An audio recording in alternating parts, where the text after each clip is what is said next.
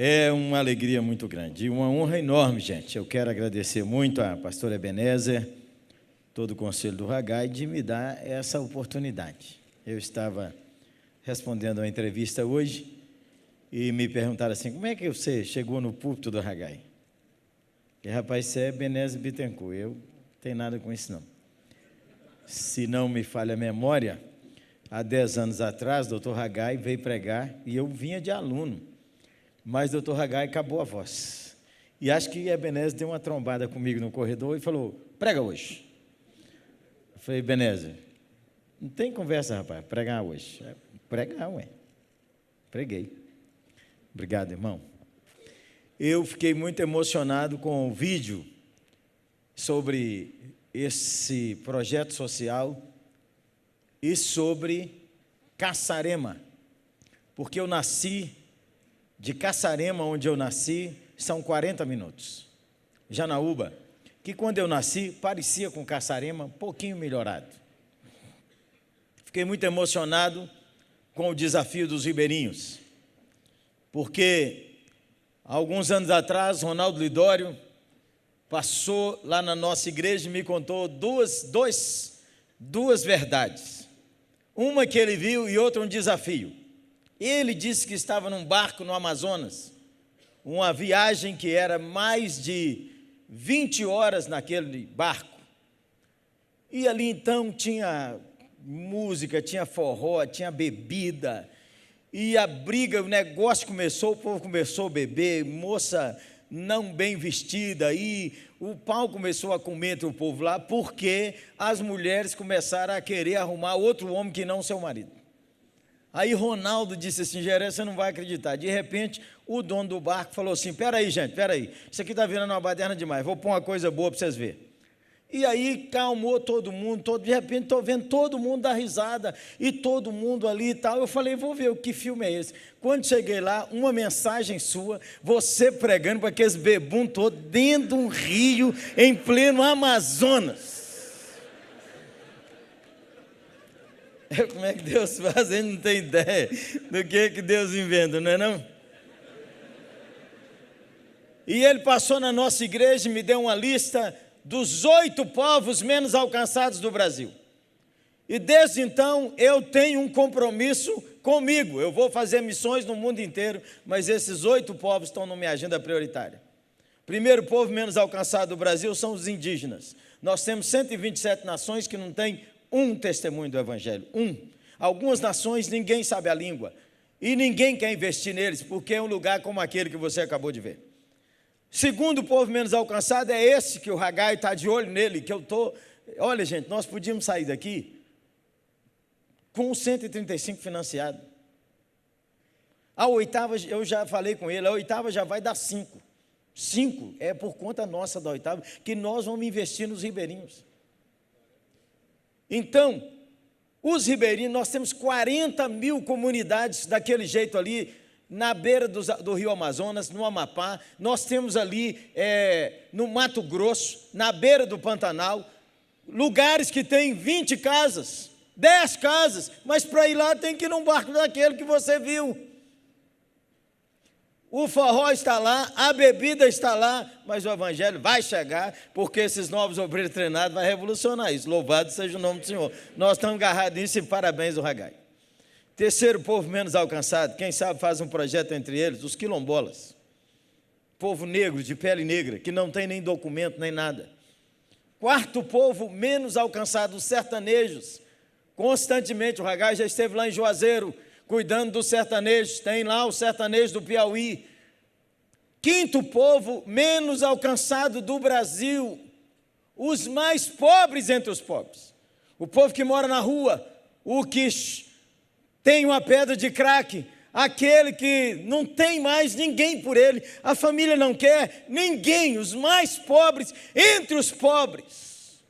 O morador de rua, quem está investindo? Não é que toda igreja ou que quem está aqui tem que fundar uma missão, mas gente, já tem tanta gente trabalhando, por que nós não ajudamos?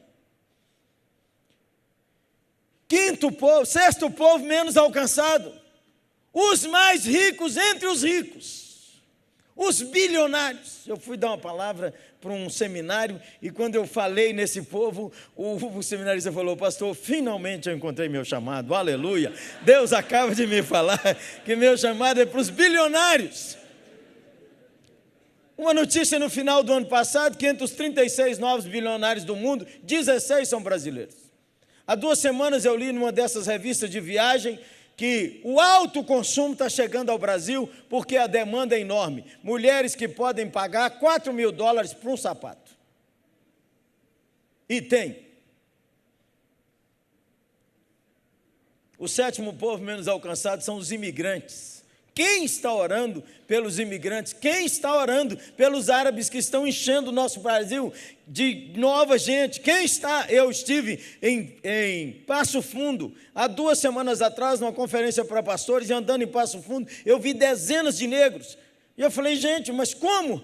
E o irmão me disse: são senegaleses. Centenas de senegaleses estão chegando ao Rio Grande. Não sabe falar a língua, não sabe falar nada, mas demos uma acolhida para eles. Quem está orando por esse povo? O 9º povo, o 8º povo menos alcançado do mundo, do Brasil, são os surdos e mudos. Nós temos 1.200.000 surdos e mudos no Brasil. Quem está trabalhando com esse povo? Quais são os missionários que nós estamos treinando? E nós temos o 9º povo menos alcançado no Brasil, que são os ciganos. Nós temos 1 milhão de ciganos calões, que a língua é verbal, a língua não está grafada, passa de pai para filho o chibe. E a mesma língua falada na Índia, falada na Austrália, pelos ciganos de Roma, pelos ciganos que estão na Argentina, pelos ciganos do mundo. Se você quiser saber mais, entre lá, dá um Google lá, Amigos dos Ciganos, você vai conhecer um homem exponencial, um certo Igor Shimura. E cara bom e crente. A história dele só anima a gente, porque o cara, ele é filho de um cigano que no mesmo mês engravidou 2 mulheres diferentes. Ele tem um irmão da mesma idade dele. E quando ele engravidou uma índia, uma moça de 14 anos, e a família rejeitou, e logo depois que ele nasceu, o irmão nasceu, ele foi morto. A moça deu ele para uma família japonesa, que o criou com doçura e carinho, mas ela suicidou. Mas ele encontrou a Jesus, nosso Senhor, igual o Benedito ali. Quando Jesus entra, pode ser lá no Ribeirinho, pode ser numa comunidade bonita e numa casa rica, lá em Maringá, pode ser ali em Niterói, pode ser aqui ou acolá. Onde Jesus entra, chegou a esperança, chegou a vida, chegou a paz, chegou a transformação. Eis que tudo se fez novo, aleluia! E eu estive com o Igor Shimura há 2 anos atrás, e falei: Igor, como é que nós vamos evangelizar os calões? Ele disse: pastor, a gente tem que traduzir o Evangelho de Lucas, e depois traduzir o filme Jesus. E eu falei: mas isso é muito caro. Eu falei: quanto que é caro? Caro. Quanto que é caro? Ele falou: $250 mil. Eu falei: caro pra caramba.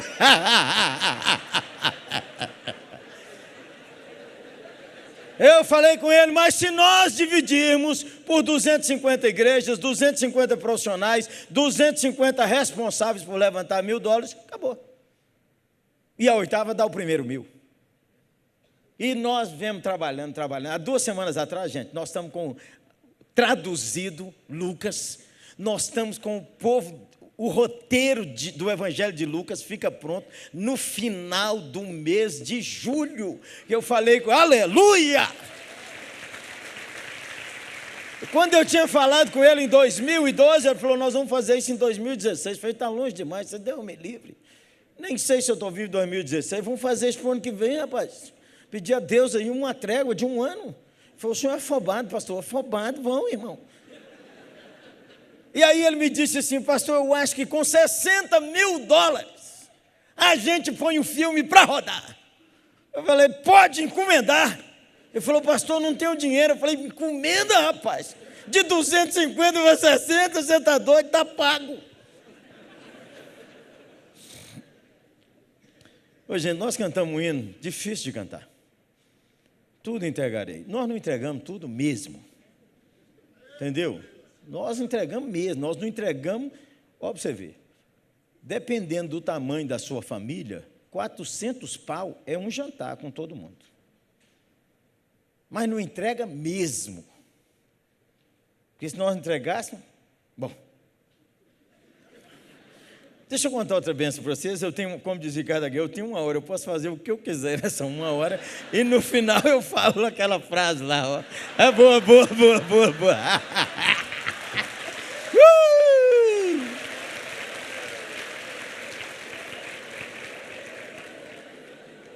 Olha como é importante você treinar líderes. Um líder cria um fato novo. Teve na nossa igreja um santo varão chamado Marcos, que é líder de uma banda em Garanhuns, chamada Banda Sal da Terra, que viaja os sertões. Todo ano eu dou uma semana minha num lugar pobre. E esse ano eu fui para o sertão da Paraíba. Andei numa estrada 2h30 entre Paraíba e Ceará e contei 120 cabeças de gado que morreram de sede e de fome. E eu voltei lá com um desafio. Onde eu for, eu tenho que falar disso, para mim dormir sossegado. E eu falei com a nossa igreja, nós vamos furar poço. Nós vamos ajudar a furar um poço. Nós não podemos fazer tudo, mas podemos fazer uma coisinha. Aí o Marcos esteve lá e disse, pastor, tem um lugar de quilombola, são 25 famílias, não tem água. As mães estão pegando água barrenta, torcendo num pano de prato, para ferver e dar comida para os meninos. E ele disse, o pior, pastor, é que a gente fura e não tem água, fura e não tem água. Cada vez que fura, se a gente for furar, é 3 mil. Eu falei, quanto a gente custa um poço desse? Ele falou, 20 conto a gente fura um poço. Eu falei, manda furar o poço. Ele falou, pastor, e se não der a água, 3 conto, manda furar o poço. Veja uma benção. Deu aí, benção? Põe um som aí, benção. Sem som fica sem graça. Volta lá no som. Começa do começo.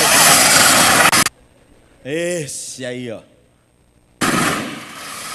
Aí botou com borra. Igual diz no sertão.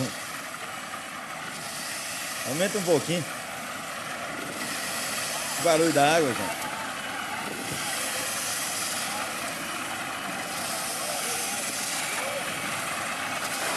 Essa era a situação aqui.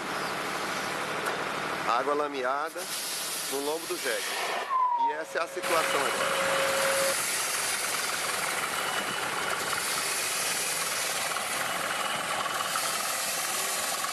Deu quanto mil litros deu? 36?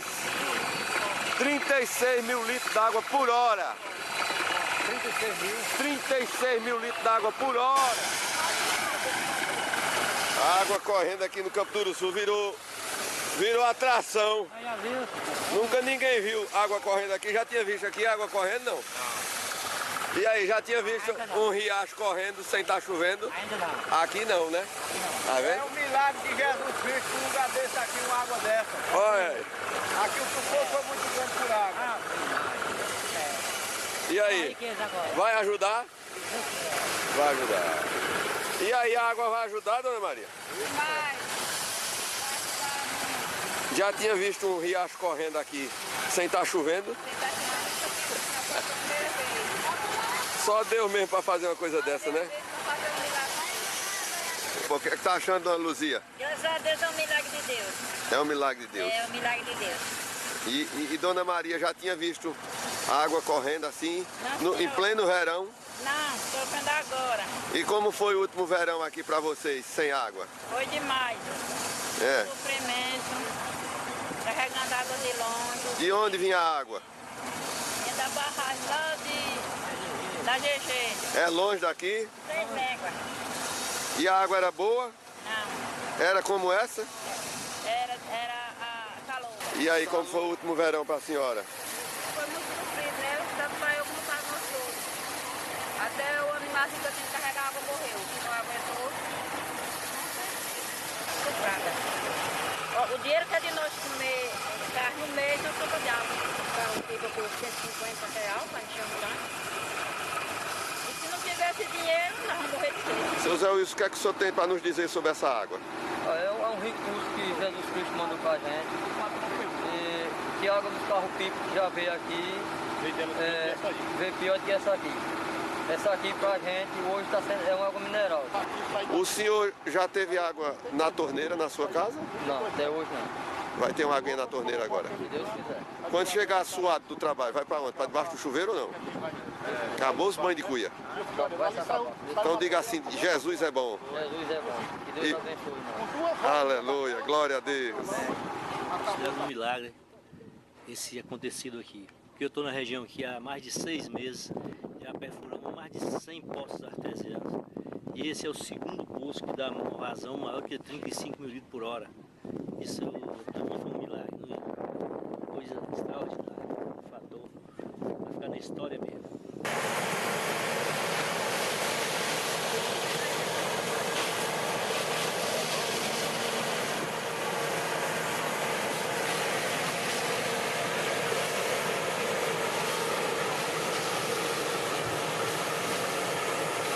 Agora deixa eu te contar o que eles fizeram comigo. Me escreveram uma carta dizendo que o povo resolveu pôr o nome nesse poço, Pastor Jeremias Pereira.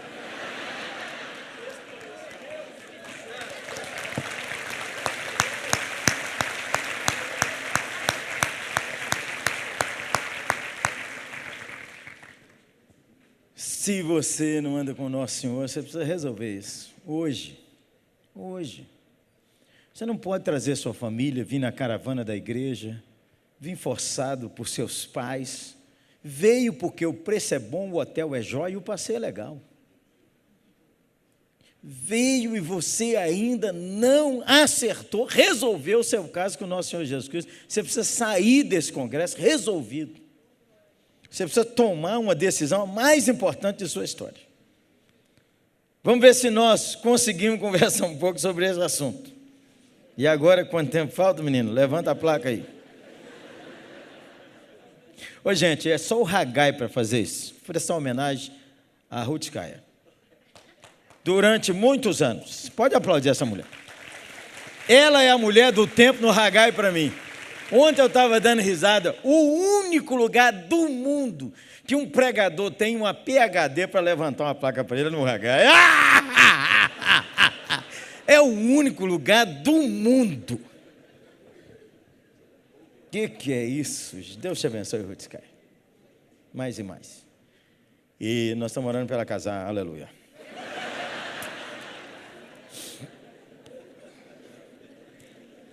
Também o povo que estuda demais assim. Arrumar um tempo aí, irmã. Tiago, capítulo 4, verso 9, é o texto que o chefe mandou, dizendo que você pode escolher qualquer outro, desde que seja esse. Tiago, capítulo 4, verso 7. Tiago 4, 7 diz assim: sujeitai-vos, portanto, a Deus, mas resisti ao diabo, e ele fugirá de vós. Vamos falar juntos? Sujeitai-vos.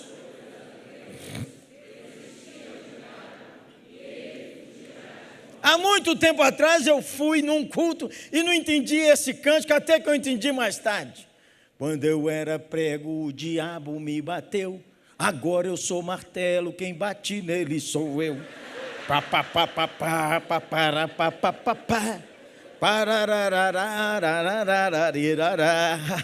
Quem já cantou essa música aí? Vamos ver. Saiu do armário. É boa, cheio de penteca aqui, Zé. Sujeitai-vos a Deus, resisti ao diabo e ele fugirá de vós. Quando você olha a Bíblia, você é apresentado para o diabo em ação, Gênesis 3. Ele já está em ação, tentando nossos pais, persuadindo-os a serem como Deus. E essa é a coisa do coração humano, ele quer ser igual a Deus. Já ouvimos assim, palavras belíssimas desde ontem, pastor Hernandes, pastor Ricardo veio, outra batida no prego, e Ed René veio, e aí pronto, acabou, fechou, bateu, acabou geral. Então, se o sujeito não entendeu, escuta 10 vezes que você vai entender, tá bom? Resistir ao diabo. Então, o diabo é um ser real. Depois você vai lendo a Bíblia, encontra o diabo perturbando Davi, perturbando Josué logo em seguida, resistindo a Josué. Depois ele insufla Davi. e depois o diabo está perturbando Jó, e você lê os livros de Salmo, e ele aparece ali para todo lado, aparece em Isaías, aparece em Ezequiel, e no ministério de Jesus, é todo dia confronto com o diabo. E depois, então, você chega em Atos dos Apóstolos, de novo continua esse confronto com as trevas, a ponto de, no testemunho dele, Paulo dizer: e o Senhor Jesus me apareceu e disse assim: eu estou te enviando para resgatar as pessoas da potestade de Satanás para Deus. A obra de missão é essa: tomar da mão do diabo e entregar na mão de Jesus. E depois você continua lendo, vai entendendo o que aconteceu, porque lá em Isaías e em Ezequiel, dizem os teólogos que fala assim uma beiradinha do que aconteceu lá quando o diabo foi expulso do céu. Mas ele está aí. Então, quando a gente chega em Colossenses, vamos dar uma olhadinha na Bíblia aí, né? Colossenses, capítulo 2. Quando fala como é que o negócio nosso foi resolvido, não é? Colossenses capítulo 2, que diz que, primeiro diz lá em Colossenses capítulo 1, verso de número 13, ele, Jesus, nos libertou do império das trevas e nos transportou para o reino do Filho do Seu.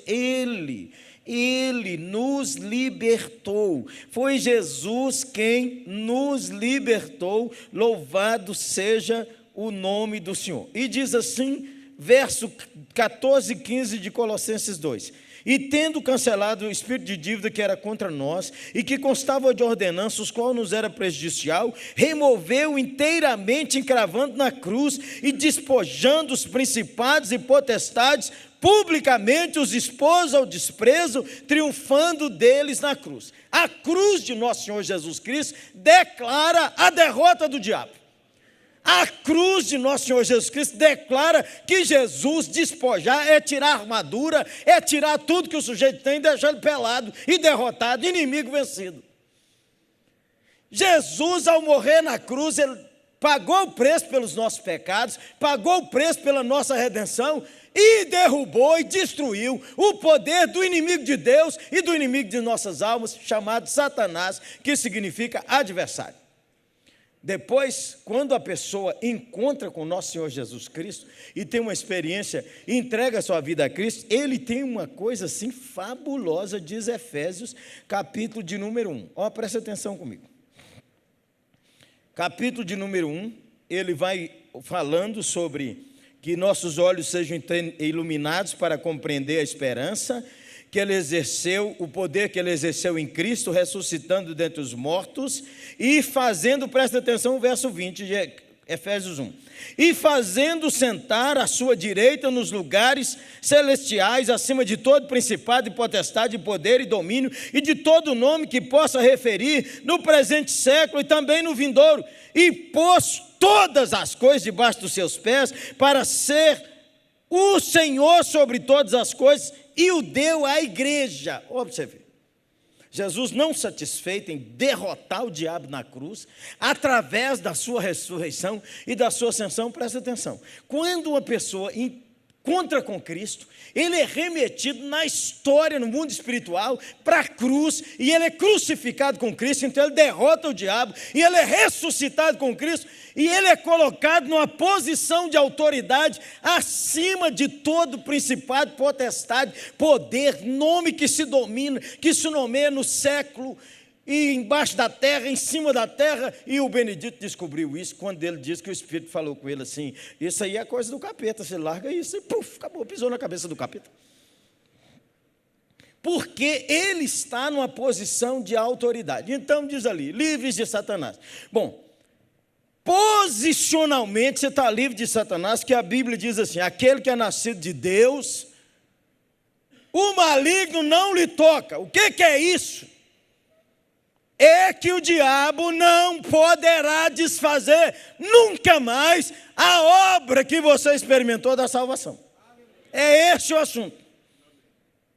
Mas se o diabo não me toca, por que tem que resistir o diabo? Se o diabo não me toca, por que Pedro diz? 1 de Pedro 5,8, olha que legal esse texto. 1 de Pedro 5,8. Tem uns crentes que eu não sei como é que eles interpretam isso aqui não. Vamos lá? 1 de Pedro 5,8 diz assim: diabo, vosso adversário, anda em derredor de vós, como leão que ruge, procurando alguém para devorar. Sede sóbrios e vigilantes. Resisti-lhes firmes na fé. Isso é coisa para a gente sustância. Acaba frouxo não. Ao diabo, vosso adversário, anda em derredor de vós. Quantos metros? Quantos centímetros? Eu acho que de mim ele deve andar assim uns 10 quilômetros. Uou. O outro diz assim, eu acho que ele anda... O cara está tão fraco que ele já não ora a Jesus. Ele fala com o capeta, o diabo não me tenta, não me tenta. Não.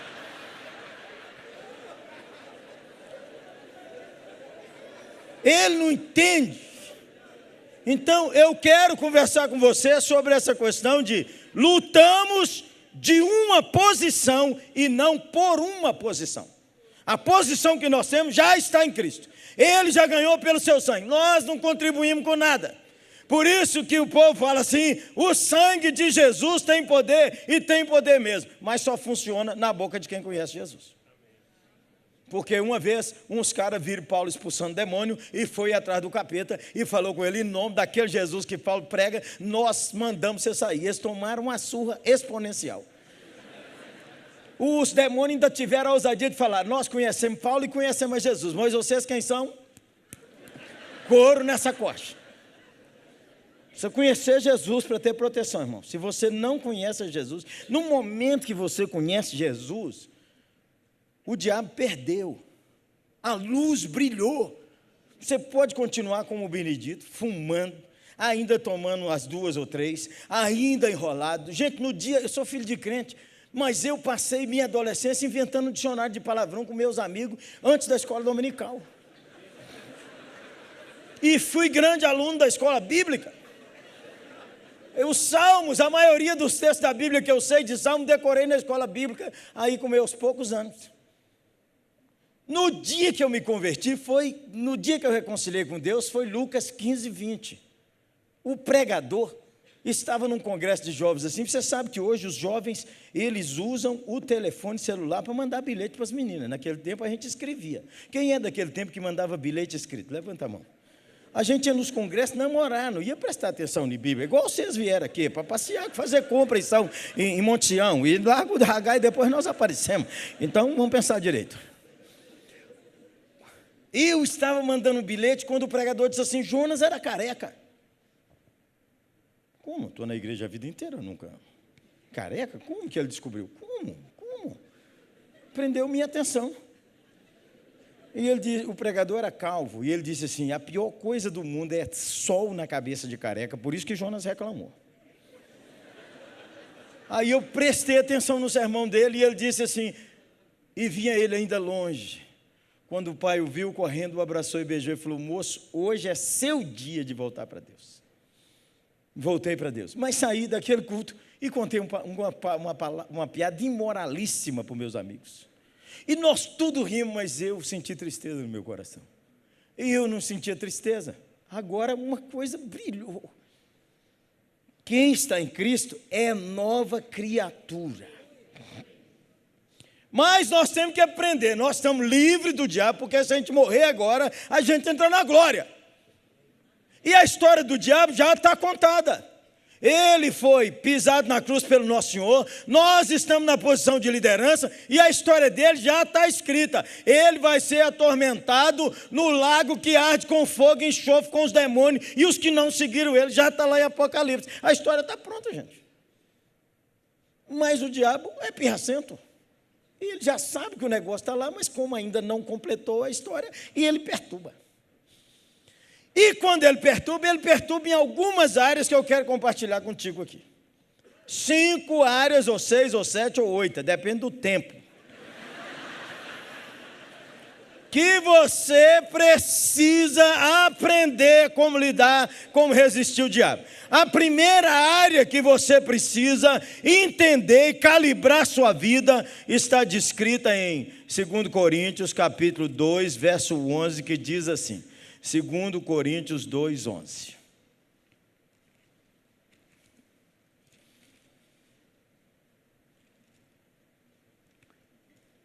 Diz aqui a palavra do Senhor. Para que Satanás não alcance vantagem sobre nós, pois não lhe ignoramos os desígnios. Paulo sabe disso, mas muita gente é ignorante. A primeira coisa que você tem que resolver, você está em Cristo, você precisa conhecer a sua posição em Cristo, o poder que tem o nome de Jesus e a autoridade que você tem em nome de Jesus. Porque se você não conhecer isso, o diabo vai bater na sua cara. A ignorância detona a sua vida. A ignorância detona a sua vida. Então tem uns crentes que falam assim, eu nem falo o nome do diabo, eu não vou mexer com quem está quieto, você está doido? O diabo não está quieto, meu irmão. E tem outros crentes que não têm juízo, eles falam assim, se a gente começar a orar, o diabo começa a perturbar. É melhor a gente não orar. Entendeu? A gente não ora não, porque se orar, gente, eu comecei a orar, comecei a ter um sonho estranho, comecei a ter umas dores de cabeça, gente, eu comecei a ter tanta coisa, comecei a ter uns arrepios assim, então eu nem falo mais. Olha, presta atenção, a Bíblia diz que o diabo só opera nas trevas, o diabo só opera enquanto você não descobre quem é ele. Enquanto ele opera nas trevas, aí o médico fala assim, isso é problema de trauma. Isso é problema assim de relacionamento. É que o mundo está difícil mesmo hoje.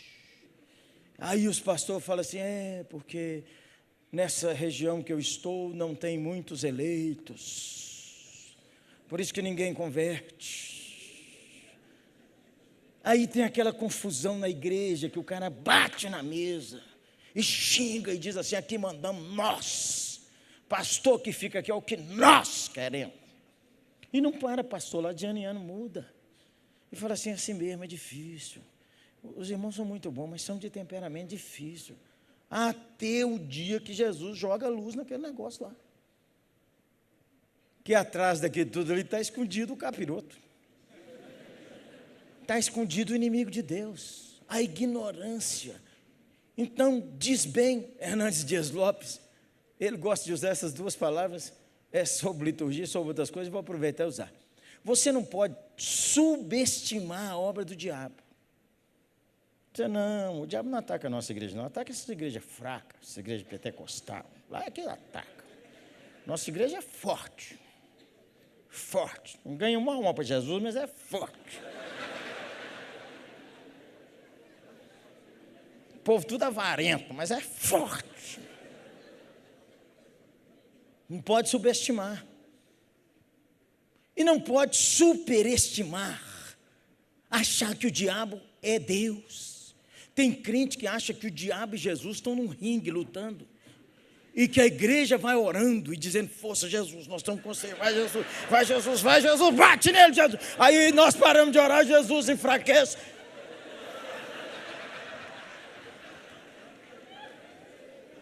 A ideia de um teólogo canadense chamado J. Packer, a descrição é minha. Ele diz que o diabo é o Rottweiler na mão de Jesus. Quando Jesus quer disciplinar um cara, Jesus fala assim, pega Plutão! E o diabo, uau, no cara. Uau, uau. Aí quando ele fez o serviço que Jesus queria, Jesus faz assim. Ele põe o rabo entre as pernas e volta, porque Jesus é o Senhor do céu, da terra e do mar, o nome que está acima de todo nome. Não há outro nome igual ao nome de Jesus. A ignorância tem detonado muito crente. Não sabe quem é Jesus, não sabe a posição que tem em Cristo, não sabe a armadura de Deus. Outra ideia, por causa da ignorância, é que os crentes acham que para expulsar demônio, é uma casta especial do clero, terno e gravata. Não, o irmão ali é que tem unção da libertação. Eu cresci na igreja presbiteriana, comecei pastoreando na igreja presbiteriana assim. Uma quarta-feira nós tínhamos 40 pessoas. Uma dona caiu debaixo do banco e começou a ficar igual uma cobra. E eu falei com o pastor, o que é isso? Ele disse, vamos chamar a turma da pesada. Aqui tem umas 2 ou 3 mulheres que oram e quando elas oram, elas resolvem isso para nós. Vamos largar isso para lá e vamos largar para ela lá.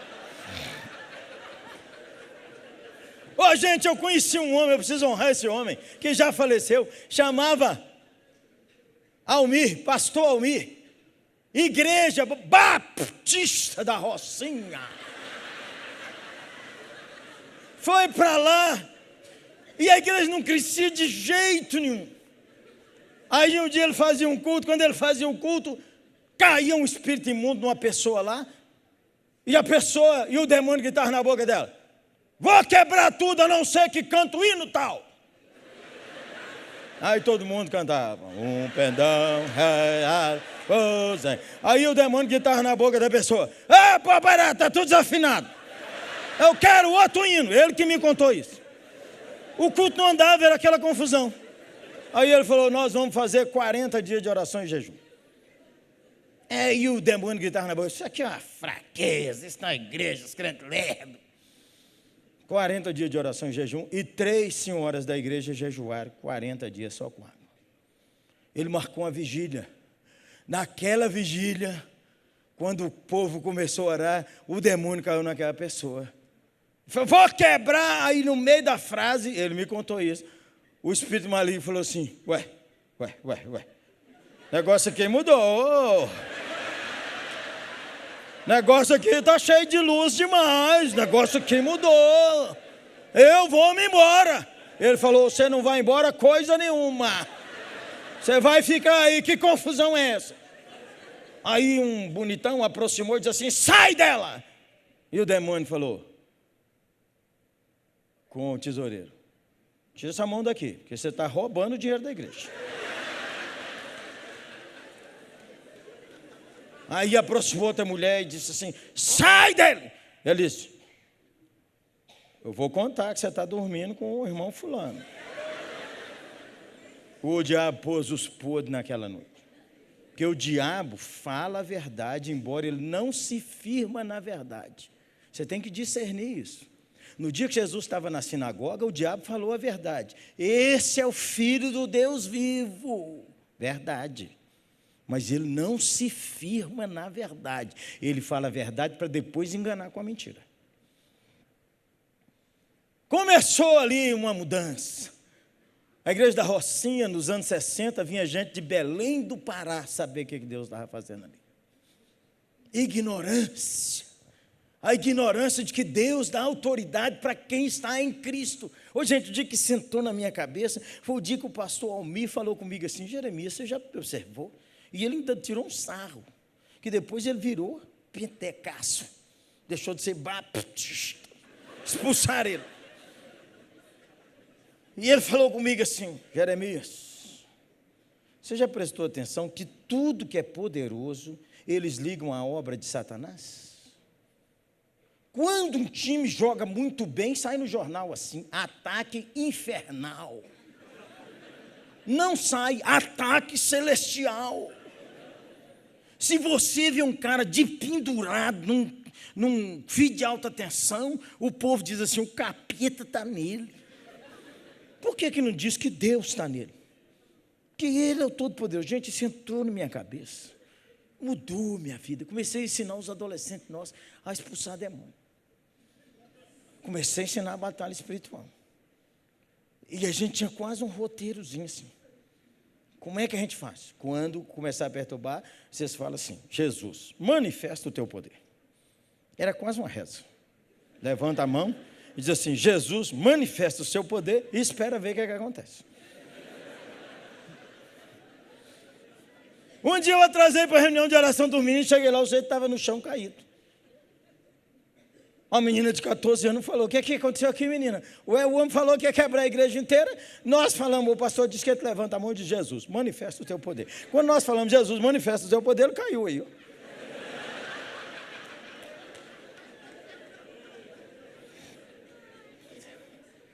Nós começamos a ensinar.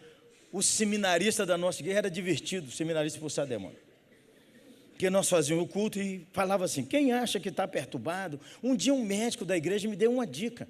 Ele falou assim: pastor, existem as doenças idiopáticas. Eu falei: o que é idiopáticas? Ele falou: é o seguinte, o cara está sentindo uma dor, mas não tem causa, não tem exame que revela, não tem exame, mas o cara está com uma dor. Eu falei: doutor, pode ser bicho? Demônio? Eu falei: doutor, do jeito que o senhor fez, eu faço também. Então, doutor, o senhor dá o remédio e nós vamos orar. Aí a gente, ó, quem aqui não consegue dormir, quem de vez em quando tem vontade de matar alguém, tem vontade de suicidar, ó, nós vamos orar para você, para ver se for alguma perturbação. Jesus tirou essa confusão, resistiu ao diabo e ele fugirá de vós. Fuja do diabo e ele corre atrás de nós. Então você precisa aprender o negócio. Aí a gente começava a orar assim, ó. Fazia a fila do seminarista, vinha eu e outro pastor. Nós orávamos dizendo: Senhor, vai tocando essa vida e manifestando o poder do Senhor. Aí o pessoal começava assim, manifestar o Espírito imundo, a gente falava com o seminarista: toma conta. E nós íamos orando ali na fila. Rapaz, um dia o que aconteceu? O seminarista não foi embora, começou a chorar. Falei: o que foi, meu filho? Pastor, quando eu fui expulsar o demônio dele, ele falou comigo assim: tira a mão daqui, seu sem vergonha. Você acha que eu não vi e eu não pus em sua cabeça enfiar a mão dentro da blusa de sua namorada, não? Impureza sexual, regra geral, espírito maligno está envolvido com adultério, com mulher que não quer mais o marido e marido que não quer mais a mulher. Regra geral tem uma opressão maligna. E ele falou: pastor, vai lá e ora por mim. Eu falei: de jeito nenhum. Você fala com qualquer mulher, vai embora com o demônio e tudo, que eu vou lá na sua casa depois. Agora você arruma a sua vida e você ora e vai lá. O seminarista sumiu 15 dias, ficou até magro. Depois ele me contou a história. Fui lá, pastor. Quando cheguei lá, o espírito maligno caiu na mulher e ela falou assim: seminaristinha. Aí ele olhou para mim e disse: ué, o seminarista está brilhando.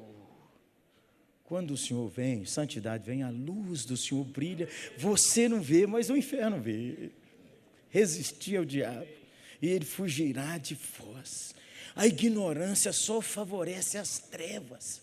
A ignorância, a falta de estudo da palavra sobre quem é Jesus, o que Jesus faz, como Jesus faz, só estraga a sua vida. Meu irmão, não pense você que se você não cuidar disso, o diabo vai te deixar em paz, mas não deixa mesmo, vai continuar oprimindo sua vida. Resistir ao diabo e ele fugirá de vós. A outra coisa, eu vou falar só duas. A outra coisa está aqui no verso de número 10. 2 Coríntios 2:10. A quem perdoais alguma coisa, também eu perdoo, porque de fato o tenho perdoado. Se alguma coisa tenho perdoado, por causa de vós o fiz na presença de Cristo, para que Satanás não alcance vantagem sobre nós.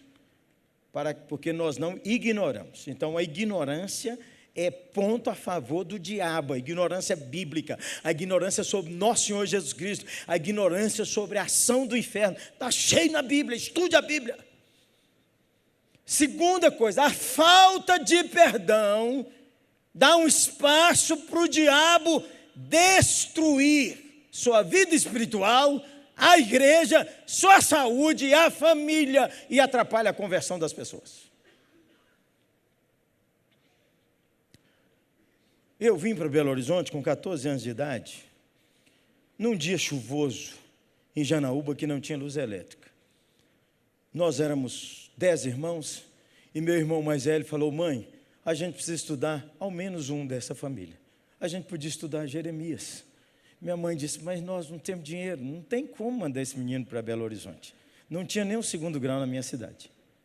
Nessa semana dessa conversa lá em casa, quem foi em Janaúba? Tizé. Tizé é irmão de minha mãe, que hoje tem 84 anos de idade, mais de 15 anos sem visitar minha mãe, foi em Janaúba visitar minha mãe. Tizé, adorador dos Exus, adorador dos demônios, foi lá em casa visitar minha mãe e falou com ela: manda esse menino para Belo Horizonte, eu ofereço uma cama e um prato de boia para ele. Ele trabalha e ganha o dinheiro dele e ele estuda esse menino. E por causa desse tio, eu vim para Belo Horizonte. Morei na casa de Tizé e tia Marlene, católicos, e Tizé continuando lá, servindo os espíritos, mas tinha uma fome de Deus, uma fome. Um dia, os demônios falaram com ele: se você quiser essa bênção, você tem que ir num cemitério, meia-noite, numa cova que ninguém foi enterrado, e deitar lá e fazer uma oração. E era dia de chuva, Tizé foi meia-noite para buscar uma bênção que ele tinha fome. No outro dia, os demônios falaram com ele que ele tinha que fazer uma prece com uma vela preta e uma vermelha na mão para buscar a Deus. E Tizé, então, me deu durante 2 anos lugar. Nunca mais eu deixei de agradecer a Deus por esse tio amado. Nesse período, houve um movimento do Espírito em Belo Horizonte, e tia Marlene, minha tia, que era esposa dele, cunhada de minha mãe, teve um encontro com Jesus. E tia Marlene converteu, mas converteu com força. Só que nessa igreja que ela converteu, eles pregaram uma palavra antibíblica, que é uma das obras do diabo na igreja, é semear heresia. Pregou o seguinte: mulher crente não tem sexo com marido não crente, porque a mulher é de Deus e o homem é do capeta. Como é que Deus vai transar com o capeta?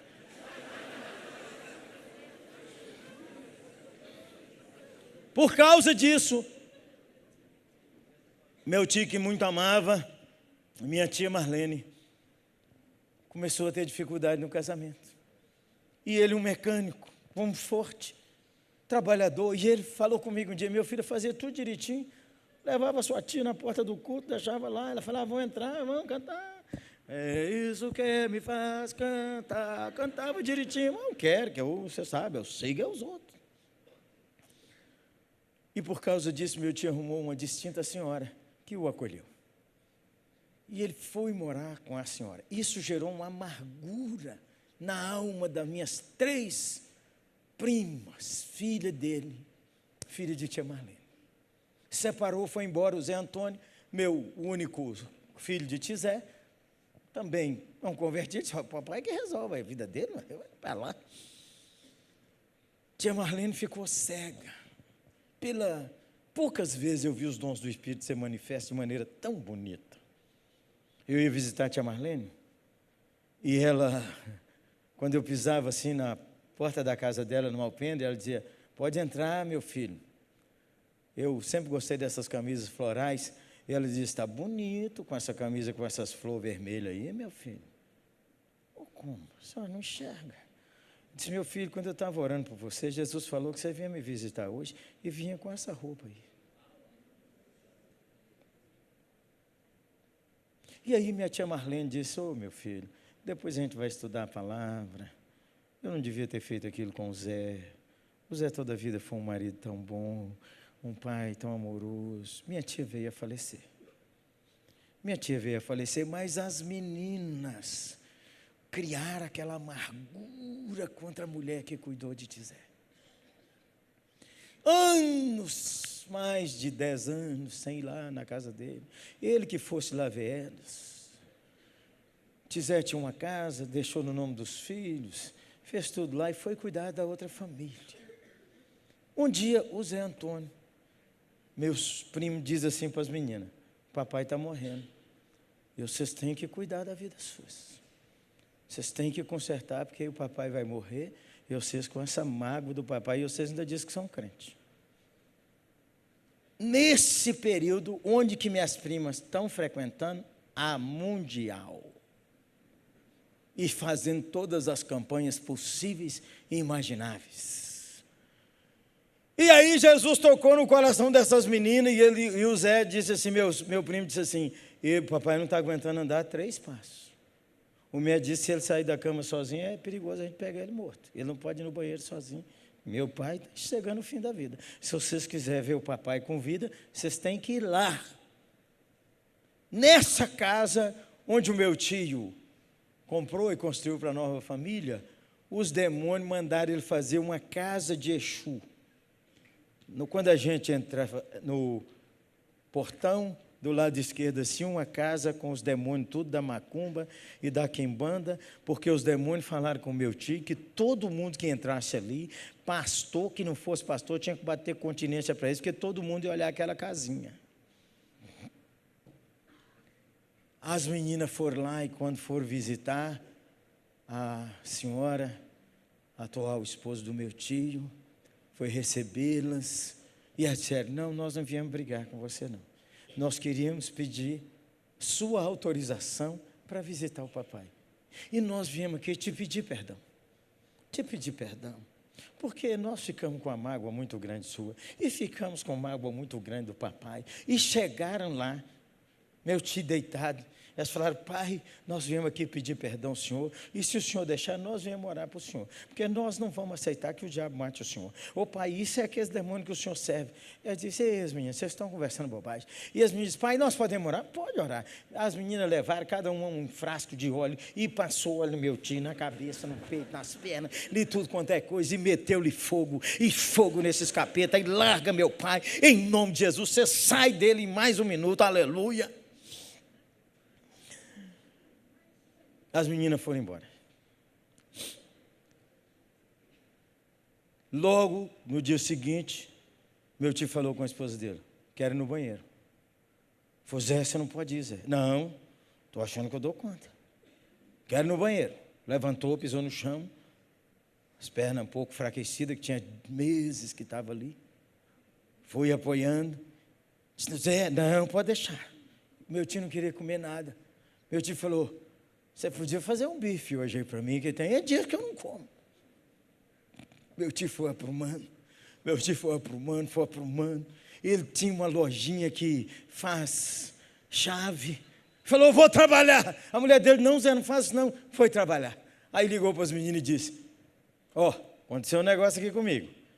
Já tem um mês, quase 2 meses que eu estou bom. Eu quero ir lá na igreja agradecer. Num domingo, meu tio vai lá na Mundial agradecer. Aí eu estava na campanha lá, a porta da vitória. Tinha uma porta grande assim, que o cara tinha que andar e passar e pisar lá. Minhas primas vêm andando com meu tio e falam, vamos pai. Quando meu tio foi passar a perna dele, as pernas travaram. Meu tio endureceu, o coração começou a palpitar, começou a passar mal, suar. Minhas primas discerniram e falaram, pai, o diabo está atacando o senhor, porque hoje é o dia do milagre, hoje é o dia do senhor converter, em nome de Jesus, pai, em nome de Jesus, mexe essa perna direita, em nome de Jesus, mexe essa perna direita, pai, mexe essa perna direita. Meu tio passou, quando passou, uma dor que ele tinha nessa perna, que nunca tinha sarado, desapareceu, o Espírito Santo entrou nele e meu tio nasceu de novo, aleluia.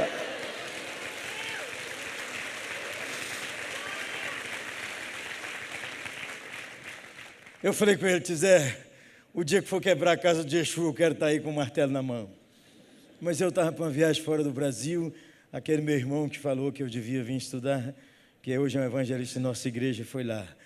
Quando voltou daquela igreja, Zé me contou que ele chegou lá na casa dos Exus, se você visse aquele homem conversando, ele falou com eles assim, servi vocês a vida inteira, mas na hora de mostrar quem é o forte, vocês mentiram a vida inteira. Vocês falaram que a força está com vocês. Tá não, a força está com Jesus Cristo, que transformou minha vida e me salvou. Zé precisa levantar 5 horas da manhã para ir no culto às 6h30. Ele pega um ônibus de madrugada. Todo domingo ele vai lá. Todo domingo ele leva o dízimo. Toda semana ele testemunha para alguém que Jesus é o Filho de Deus que transforma a vida. Quando o perdão entra, a obra do diabo cai. Pelo poder que há no nome de Jesus.